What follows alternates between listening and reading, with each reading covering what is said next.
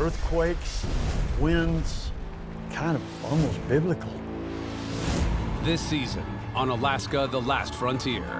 Oh, August! Whoa, whoa, whoa, whoa! This year, more than ever, is going to be even more challenging. Yeah! Whoa! Anything can go wrong in surgery. I mean, not come back.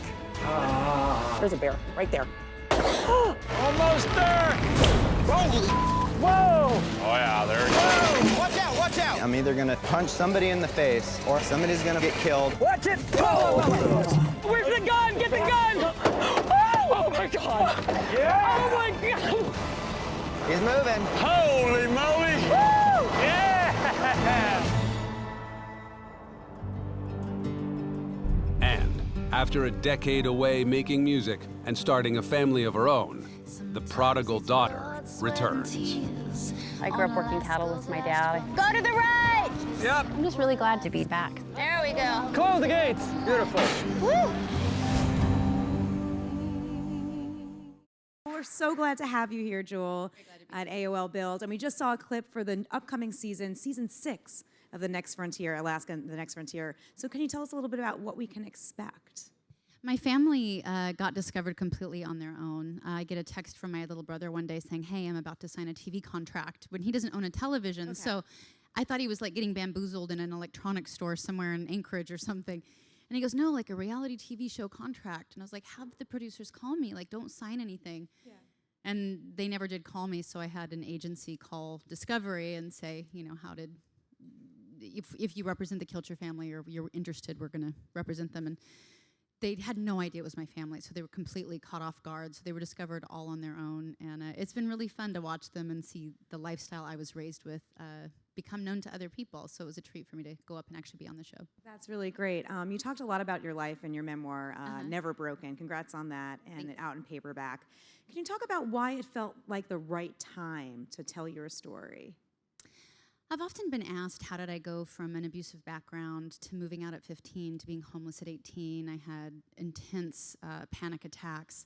I was stealing. My life wasn't going well. I was becoming a statistic. And people have often asked me, how did I turn that around? And so that's what the book's about.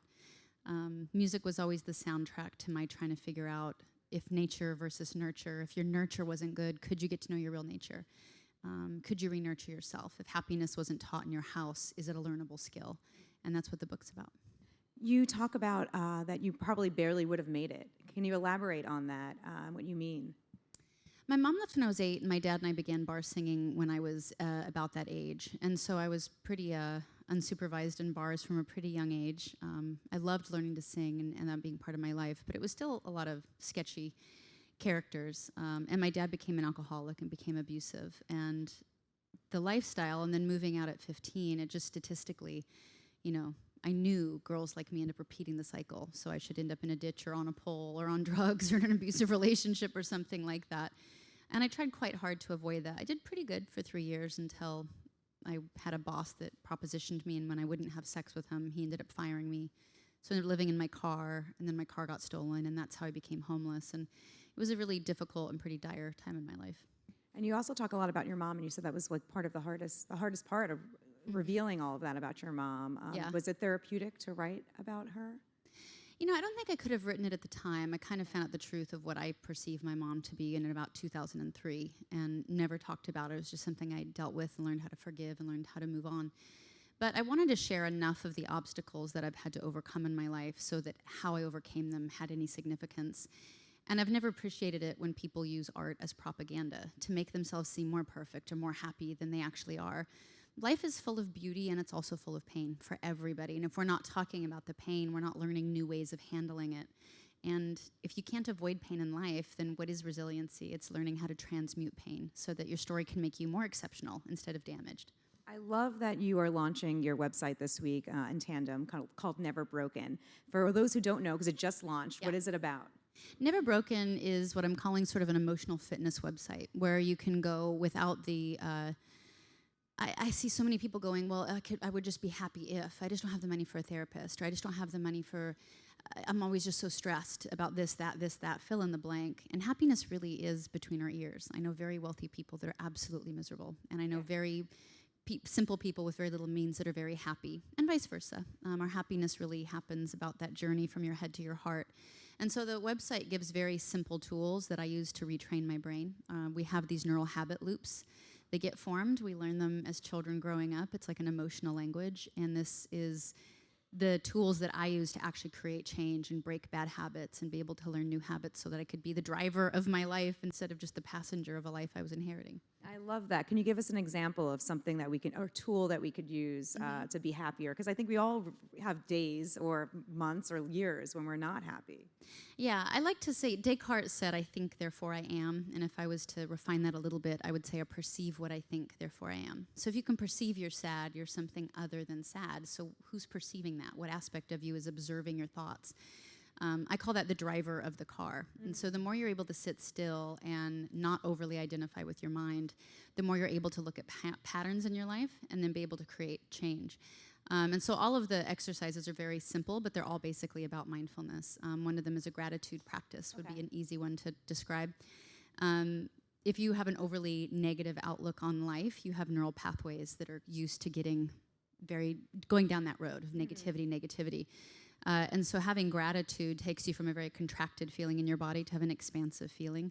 And that's a biochemical reaction that actually happens. So taking time to just say what you're grateful for in the morning, and then a gratitude practice in the evening actually really starts to alter your perception of how your day goes, and then that alters your experience, basically, of how your day goes. I love it. I think we can all employ that very easily, right? Yeah, it's a very simple thing. What makes you most happy in life? You know, I don't think happiness is actually a state that you arrive to, you know, like it's Europe and you're like, I found Europe, I'm never leaving again.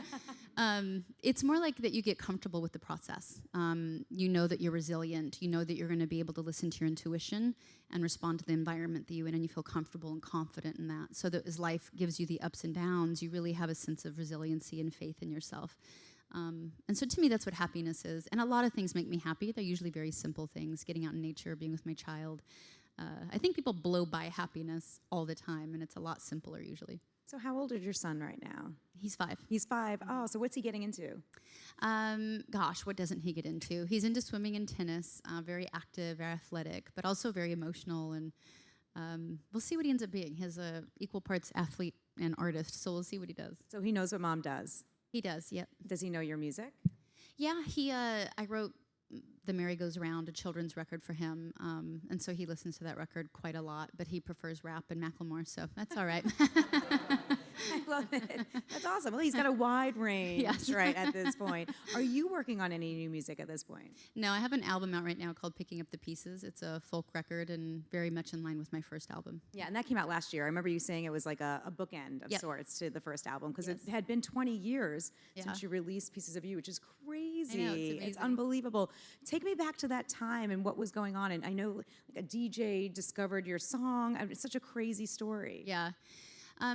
I ended up homeless after a boss propositioned me and started living in my car, and then my car got stolen and I had bad kidneys, and so I started shoplifting at that point. It started with carrots, which apparently are the gateway vegetable, because pretty soon it led to the hard stuff, like who knew? Yeah, imported pistachios, and, you know.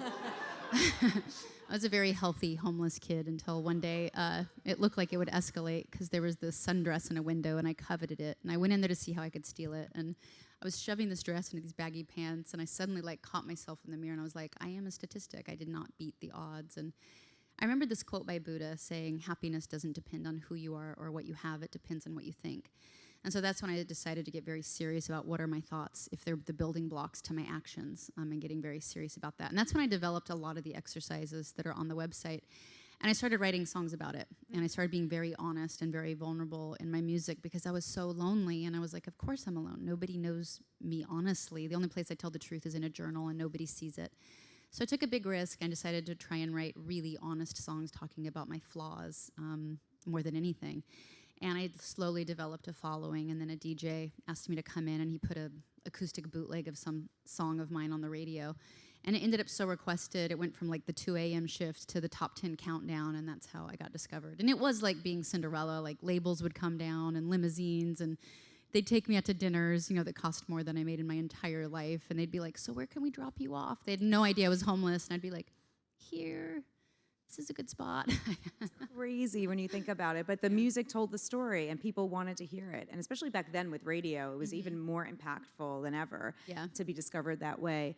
When you hear those songs now, do they still resonate with you? Like Who Will Save Your Soul, for example. Does it still mean what it meant to you back then now? I try and write in a way that allows, no matter what time you're in, to overlay what's happening in culture. And so, yeah, I actually still really enjoy singing that song. Some of them I don't as much, but that one I actually really enjoy. That one's, runs the gamut. Where do you get your inspiration from even now, today? I know you said, obviously the album for your son, but where else do you get your inspiration? Just being alive for me is poetic. I find angst and beauty simultaneously in almost every nook and cranny of life. And so that's the spirit I approach life with, and my writing's always just been an extension of being alive. At HuffPost, we talk a lot about gender and music and that kind of thing. What do you think that some of the challenges have been for you as a female in the industry?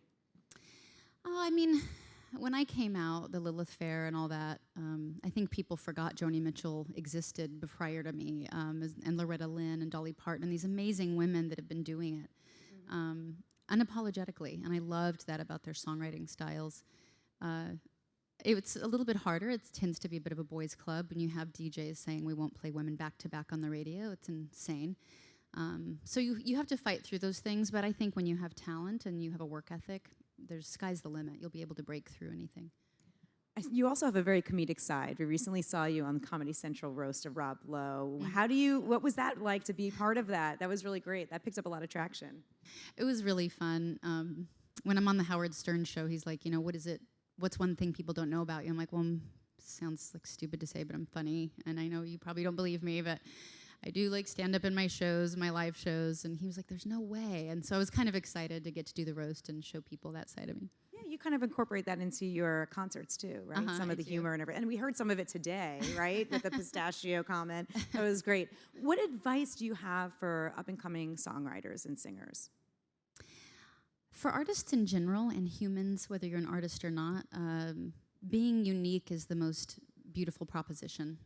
Don't listen too much to what's happening on the radio. Don't look at too much at who is beautiful and what's in trend right now. Delve really deeply into yourself and find what's unique about yourself, and that'll be the thing that helps you stand out. When we try too hard to fit in, we just become generic, and you become a copy of somebody else's idea instead of being an original. So. You had a couple of great mentors, Bob Dylan, Neil Young, right? What did you learn from them?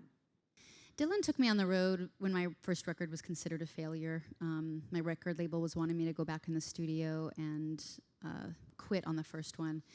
And that's when Dylan took me out, and he just really believed in me. He went over my lyrics with me. He's like, hey, what this line and who'll save your soul? What were you thinking when you wrote that? And I was like, is Bob Dylan asking me a question about my lyrics? I'm going to pass out. I think I just looked at him like I had a disability, and I was like, I don't. Is that illegal to say? It's probably completely un-PC that I did that. And then Neil too. They just really taught me to believe in myself, to really stand up for being what a singer-songwriter is, to try and pave your own path. And it's not about a popularity contest. It's about the type of art that you want to do and making those types of decisions throughout your career. So we know when you were a teenager, you were, writing and singing. Do you remember even before that, what really brought you into the music fold? My parents were musicians, so I grew up on stage since I was about 5. They did shows in hotels for tourists. I think the first time I ever went on stage, I got the hiccups while I was yodeling, which makes yodeling sound impossibly more ridiculous. It was like yodeling, it was like horrible. And then when my mom left, my dad and I formed a duet. And so I'd been bar singing. I was probably the only 4th grader that went from elementary school right to the bar. So it was very educational. You learned very young, right, at that point. Who were you listening to growing up? I was in AA by 12. No, I'm kidding. I was not. Not that soon. What an amazing experience, having grown up in that environment, but and really set you up for the future. Who did you listen to growing up, and who do you like now? I grew up on a homestead without TV and radio and those types of things. I think I got a hold of a Cole Porter songbook. Ella Fitzgerald sings the Cole Porter songbook, proving there is a gay man in me dying to get out, which I'm very comfortable with. And that sort of got me into lyrics. I was impressed that he wrote his own music and his own lyrics. And then I think later when I got in school and I started writing songs at 16, people at school started turning me on to, Joni Mitchell and Odetta and all kinds of singer-songwriters. And then when you made it big, in the mid to late 90s, I think in your book you said, you were still lonely. You're out on the road and you were lonely. I think people think celebrities and stars are just live the life. Can you talk a little bit about that and why it was tough those first couple of years? It was interesting. When I was a homeless kid, there was a bidding war over me, and I got offered $1 million signing bonus, which you would think I would be incredibly excited about. But I read this book called Everything You Need to Know About the Music Business, and I read that it was a loan. And so if you didn't pay that money back rather quickly, you would get dropped from the label. And I knew I was going to make a folk record at the height of grunge. I knew the odds of that working out were very, very slim. And so I tried to afford myself the opportunity to have a chance. And so I turned down the signing bonus, and I took a back end so that if I ever sold records, I'd make money. And it was also because I was quite afraid of fame. I saw that fame is a path so many people lose their footing on. And I don't think it changes you, I think it exaggerates you. So any insecurity you have, you're gonna be more insecure. If there's a hole in you and you need an outside source of approval to fill that hole, your hole's just gonna get bigger, it's not gonna get smaller. And I knew I had a lot of emotional problems from my childhood and from what I was just learning, and I finally was just getting happy in my life even though I was homeless. And so I wasn't eager to go try and get famous and add a bunch of fuel to the flames that I already was working on. And so I went about it very slowly, kind of took the hardwood grows slowly path to my career. I never thought it would get as far as it did. I was shocked, being on the cover of Time magazine, and it was an unbelievable ride. But even, looking back at the interviews I did at that time, my goal was the exact same as it is now. I want to be a great singer-songwriter. I want to be able to do this a long time. And that means that you have to have a mentality about what the long-term goal is and try and make sure every day you're working away at that, not about it being a popularity contest, because that's exhausting, not my personality. Yeah, no, you're very down to earth and chill. And do you see yourself, writing music 5-10 years from now? Do you see yourself still in that role, that goal, still being part of you? Yeah, being a songwriter is just part of who I am. Being a poet is just part of my soul. I changed how I do things a lot now with a child. Very happy to do that. And one of the reasons I've built the website is so that I can do something from home that I'm very passionate about, that's online with my message and why I feel like I'm put on this planet. But that doesn't make me have to tour all the time. So I'll still make records, I'll still tour, but how I do that will change. How did the idea for the website come about? Actually, fans. In the back of my book, I talk about these 20 principles that were these real paradigm shifts that helped me, change the narrative of my life and become the architect of my life instead of just a passenger tied up in the, side seat. And so they asked me about them and asked if there were really specific exercises, and there were. So I decided to make a website and share them. Never Broken, it's significant. It's a lyric in one of your songs, right? Mm-hmm. Can you talk a little bit about that and kind of how it brings it all back together? I wrote Hands when there was that moment when I looked in the mirror, I was shoplifting, and I realized I had become a statistic. And this idea that, how do I get a hold of my thoughts? I can't watch them. And so I started watching my hands, because your hands are the servants of your thought. So if you want to know what you're thinking, watch what your hands are doing during the day, and you'll see if they're selling you out. You'll see if you're vain. You'll see if you're friendly. You'll see if you're not. You'll start to really learn about what you're thinking and your overall ethos. And so I started watching my hands, and it had this amazing side effect. It also forced me to be present. And I was having incredible panic attacks at the time. And being present actually made me not have panic attacks so much. And so I really started to study the nature of fear and how fear is this thief, and it takes the past and it projects it into the future, and it robs you of the chance to actually show up in your own life and do something different that day. And so that was a really huge shift for me, and I ended up writing Hands about that.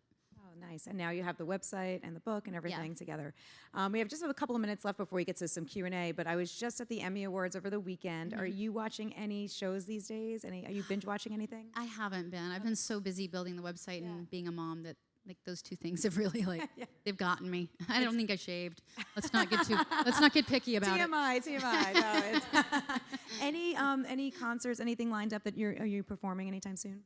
I just got off tour, launching the website, and then I'm right now prepping for a film for Hallmark. I'll be doing a series of movies for them, where I'm basically like a modern day Angela Lansbury, which I'm super stoked about because I'm a super nerd of Angela Lansbury. Is anybody else? Is it just... Thank you. I don't feel so alone. If I can get her to do Angela Lansbury, if you would do a cameo. on my Hallmark movie series, I would faint. Oh, I love it. But let's try to, like, hopefully she's watching, Angela, right? And we I'm look, sure she yeah, she totally is. We look forward to seeing you in that. But I would love to get some questions from the AOL Build crowd here. So let's do it. Hey, Jewel. Hey. Thanks for being here. I kind of want to talk a bit about how country music has changed over the past couple of years because, you know, we have these new artists coming up and, you know, it has suddenly become so huge. So I just want to get your input on that. Yeah, I started out in folk, I guess, and I was sort of too country for country music at the time because country music had Faith Hill and Shania Twain, who I'm huge fans of, but my record was a lot simpler than that. And so I ended up getting a foothold in the alternative market, which was kind of a funny fit, but it worked. And then when I realized pop radio was going into a direction that I didn't actually fit, and I was still a storyteller, I came into the country market and was really thrilled with being embraced by the community. But like everything's a pendulum, and it shifts and it changes, and country's enjoying like a really cool renaissance right now. And it's caused Americana to actually become a very strong market. And so it's interesting. I love watching the shifts over the period of time. I think all the artists out are great. Anybody that's on the radio is working their heinies off, and it's well-deserved. Hi, Jewel. Nice to see you. Likewise. I'm a film student, so my question's film-related.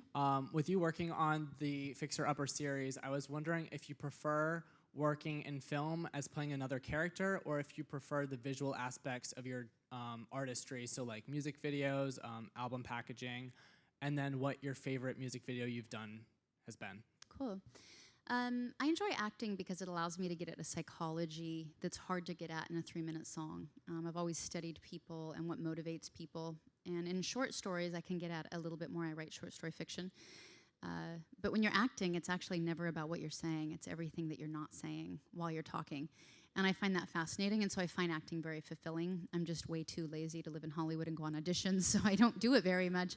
But I appreciate the opportunity. It is nerve-wracking. Every time I do a film, I'm like, why do I do this to myself? This is nerve-wracking. This is a horrible idea. And then by the end, I'm like, that was a great idea. Why don't I do this more? As far as visuals, for me, you know, everything comes from, I'm a very just earnest person. I've never been cool in that other sense. I'm earnest. And so for me, it's always about making sure that the visuals and the images match my heart, because what's in your heart has to be what informs culture, or at least what you're presenting about yourself. Otherwise, it rings as inauthentic. And people have a great nose for inauthenticity. And so my advice to any artist is just make sure that everything feels like an extension of who you genuinely are. Don't think anybody knows more than you or anything like that. It can just be whatever you come up with in your little strange head. Or my strange head, in my case, at least. I think we have another question out there. Hello, Jewel. Hey. What do you hope is the message people take away from your book or the website? 2, if I could be greedy. One is that happiness is for everybody. You don't have to be a certain age. You don't have to have the right therapist or the right job or the right house or the right anything. It really is, if you're willing to roll up your sleeves and be accountable and say, I'm responsible for my happiness, I'm not a victim, then you can make tremendous inroads. And the other one is that it's learning to make happiness a habit. Our brains are very habit-oriented, very addictive, and you can actually get healthy addictions. You can make the addictive nature of your brain work for you. And so a lot of these practices are practices because it's forming neural pathways that the more you practice them, the more habitual it gets, and the more of a reward you get biochemically. So. Thank you. Great question. Happiness is for everybody. I love that. It's a good takeaway for today. And thank you for all your great questions. And it's been such an honor to have you here. Never broken. So thank you, Jewel. Thank you. Let's give it up one more time.